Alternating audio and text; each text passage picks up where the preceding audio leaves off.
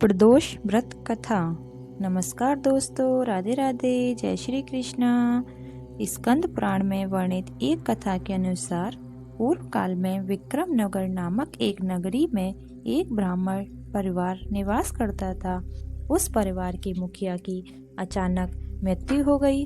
ब्राह्मण की मृत्यु के पश्चात ब्राह्मणी भिक्षा मांगकर अपने परिवार का पालन पोषण करने लगी।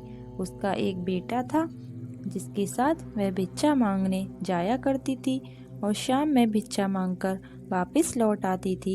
एक दिन जब वह शाम में भिक्षा लेकर अपने घर लौट रही थी तो उसकी नज़र नदी के किनारे एक नवयुवक पर पड़ी। जब वह उसके पास गई तो उसने देखा कि बालक घायल अवस्था में दर्द से कराह रहा था।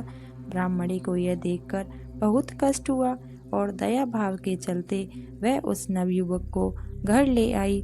उस बालक का नाम धर्मगुप्त था, जो कि विदर्भ का राजकुमार था, लेकिन ब्राह्मणी को इस बारे में कोई जानकारी नहीं थी। अपने बेटे की तरह ब्राह्मणी ने उसका पालन पोषण किया और एक माँ की तरह पूरे स्नेह के साथ उसका ध्यान रखा। इसी तरह परिवार में तीनों लोगों का समय व्यतीत होने लगा। कुछ समय पश्चात ब्राह्मणी दोनों बालकों के साथ मंदिर गई और वहां उनकी भेंट ऋषि शांडिल्य से हुई। ऋषि शांडिल्य ने ब्राह्मणी को बताया कि जो बालक उन्हें मिला है वह विदर्भ देश के राजकुमार हैं। उन्होंने आगे धर्मगुप्त के अतीत के बारे में बताते हुए कहा कि शत्रुओं की सेना ने उनके राज्य पर आक्रमण कर दिया था और इस युद्ध में उनके पिताजी वीर गति को प्राप्त हो गए थे। उनकी माता जी भी शोक में स्वर्गलोक सिधार गईं, जिसके बाद शत्रु सैनिकों ने धर्मगुप्त का राज्य से बाहर निकाल दिया।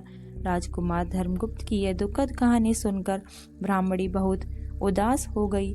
ऋषि शांडिल्य ने ब्राह्मणों के कष्टों को देखते हुए उसे प्रदोष व्रत करने की सलाह दी। ऋषि की आज्ञा से दोनों बालकों ने भी माँ के साथ शिवजी की आराधना और प्रदोष व्रत करना शुरू कर दिया। कुछ दिन बाद दोनों बालक वन में घूम रहे थे, तभी उन्हें कुछ गंधर्व कन्याएं नजर आईं। ब्राह्मण बालकों तो घर लौट आया, किंतु राजकुमार धर्मगुप्त की अशुमति नाम की गंधर्व कन्या से बात करने होने लगी। गंधर्व कन्या राजकुमार एक दूसरे पर मोहित हो गए।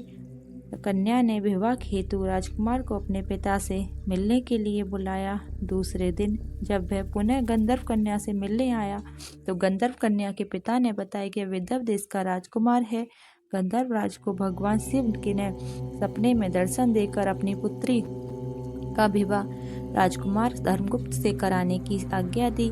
भगवान की आज्ञा मानकर गंधर्व राज ने अपनी पुत्री का विवाह धर्मगुप्त से कर दिया।